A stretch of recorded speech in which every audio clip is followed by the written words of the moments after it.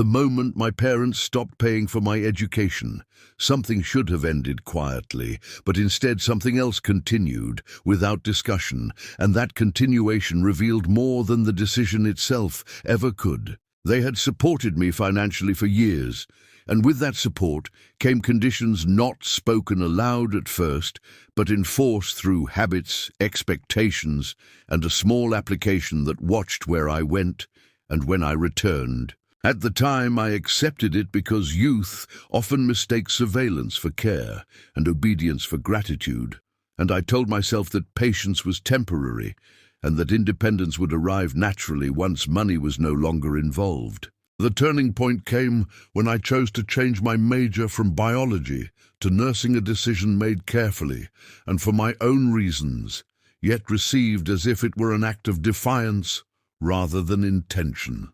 My father spoke of wasted potential. My mother worried aloud about stability, and neither asked what the change meant to me, because the conversation was never about my future. It was about control over it. Weeks later, financial support stopped without negotiation. Tuition, housing, daily expenses disappeared, and in their place arrived silence that expected adjustment rather than conversation. I adjusted quietly, working 2 jobs, taking loans, and paying for my own life, because independence does not announce itself. It simply begins when necessity demands it. I assumed that with money gone, the conditions would dissolve as well, but control rarely exits on logic. It lingers out of habit, waiting to be challenged. That challenge arrived unexpectedly during a short road trip, when my phone filled with messages asking where I was, why I was there, and who I was, with questions that arrived before concern and after entitlement. That was when I realized the tracking had never stopped. The agreement had ended, but the surveillance had not, and the distinction between care and ownership became impossible to ignore. I deleted the application calmly, because adulthood does not require permission, and privacy is not rebellion. It is recognition of self. The reaction was immediate and emotional. My mother spoke of fear, my father spoke of responsibility, and both avoided the reality that concern does not require constant visibility. When I said simply that if they were no longer paying for my life, they no longer had access to it, the conversation shifted from worry to threat, and the truth revealed itself. This was never about safety. It was about authority. And authority resists endings more fiercely than money ever does. I'm an ancient scholar, and I have seen this pattern repeat across generations. Control offered as love, withdrawal offered as discipline, and independence punished as betrayal. And this story, as all such stories do, was moving slowly toward a choice that could not be delayed much longer. The silence after deleting the application did not bring relief.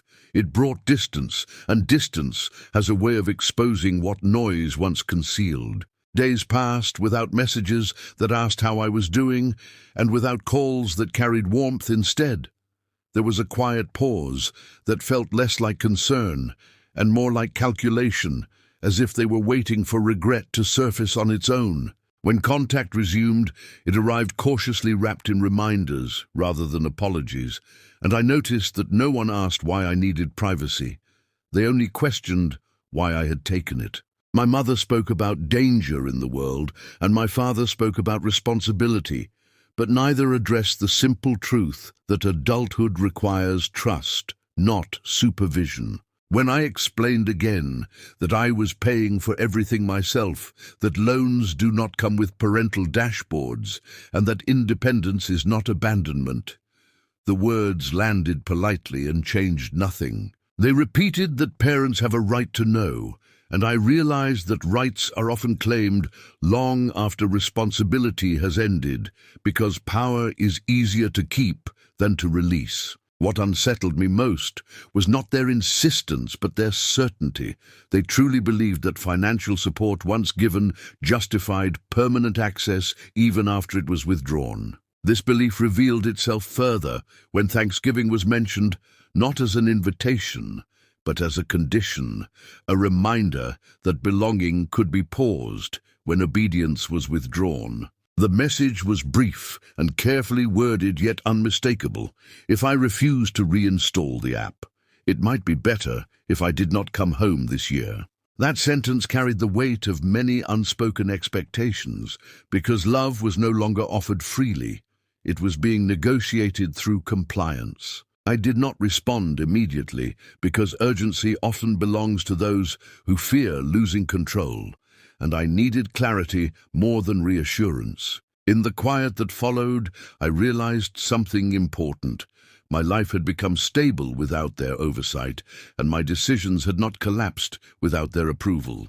I was working, paying, studying, and managing risk without constant observation, and the absence of surveillance had not produced chaos. It had produced calm. The threat of exclusion no longer frightened me, because belonging that requires submission is not belonging. It is a contract written only for one side. I'm an ancient scholar, and I have observed that when authority is challenged, it often disguises punishment as protection and distance as discipline. What my parents called concern was in truth discomfort with a boundary they could not cross, and that discomfort was beginning to shape every conversation. The story was no longer about an application or a location. It was about whether independence would be respected or resisted, and the next choice would determine whether this conflict would settle quietly or escalate openly. As the days moved closer to Thanksgiving, the pressure did not increase loudly. It tightened quietly through implication and omission, and I noticed how absence was being prepared before it was officially announced. My mother sent messages about family traditions and familiar dishes, while carefully avoiding the subject that mattered most, as if nostalgia could replace conversation and ritual could override choice. My father remained silent longer than usual, and that silence carried more meaning than any lecture, because silence from authority is rarely neutral. It is strategic. When I finally asked directly whether I was still welcome, the response arrived, delayed and measured, explaining that emotions were high, that this year might be complicated, and that perhaps space would be healthier for everyone involved. Space in this context meant obedience had not returned, and therefore access would be limited. And I understood that the tracking app was no longer the issue. It had become a symbol of compliance. I replied calmly that I respected their feelings, but would not reinstall the application, and that boundaries do not dissolve simply because holidays approach. That message changed the tone immediately. Disappointment turned into accusation, and concern shifted into blame, and I was told that I was choosing pride over family. The accusation was effective because it framed self-respect as arrogance and autonomy as rebellion, a familiar tactic used when authority feels threatened. I responded slowly, explaining that paying for my own life meant making my own decisions, and that independence is not rejection, it is transition. Their replies grew shorter, less conversational and more final, and I could feel the relationship reorganizing itself around distance rather than dialogue. I spent that Thanksgiving alone, not dramatically but deliberately. And in that quiet evening, I noticed something unexpected. I felt steadier than I had in years. There were no arguments, no monitoring, no emotional negotiations, only peace that arrived without permission and stayed without explanation. I realized that fear had been the strongest chain, not money, and once fear loosened, the rest fell away naturally. I'm an ancient scholar, and history teaches that exile is often used as a warning, but it only works on those who still fear the outside more than captivity. The attempt to withhold belonging had failed because belonging had already shifted internally from approval to self-trust. What remained now was not anger, but clarity, and clarity does not rush. It observes and waits. And as the holiday passed without reconciliation, it became clear that the next chapter would not be written by avoidance, but by choice. The weeks that followed did not bring reconciliation, but they brought adjustment, and adjustment often teaches more than apology ever could.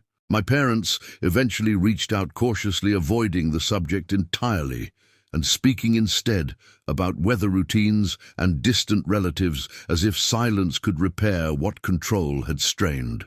I answered without reopening old arguments, because distance does not require hostility, and peace does not demand resolution on someone else's timeline. The tracking application was never mentioned again, but its absence lingered, quietly reshaping how conversations formed and what expectations remained unspoken. I noticed that without surveillance, our relationship became lighter, shorter, and more deliberate, and I understood that access had once replaced trust rather than supported it. There was loss in that realization because affection had been mixed too closely with authority, and separating them revealed how conditional some care had been. Yet there was also relief, because autonomy no longer required justification, and my life no longer needed to be visible to be valid.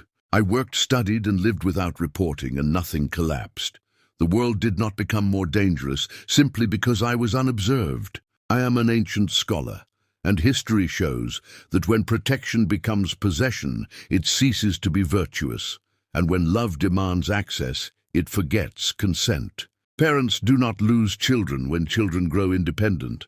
They lose leverage, and leverage should never be confused with love. Boundaries are not punishments. They are acknowledgments that roles change, and control must give way to respect. Those who respond to boundaries with ultimatums reveal that compliance mattered more to them than connection. And those who survive exclusion often discover that belonging rooted in fear was never stable to begin with. This story ends not with reunion or regret, but with balance restored quietly, without permission and without apology. Remember, this judgment delivered without anger and without cruelty.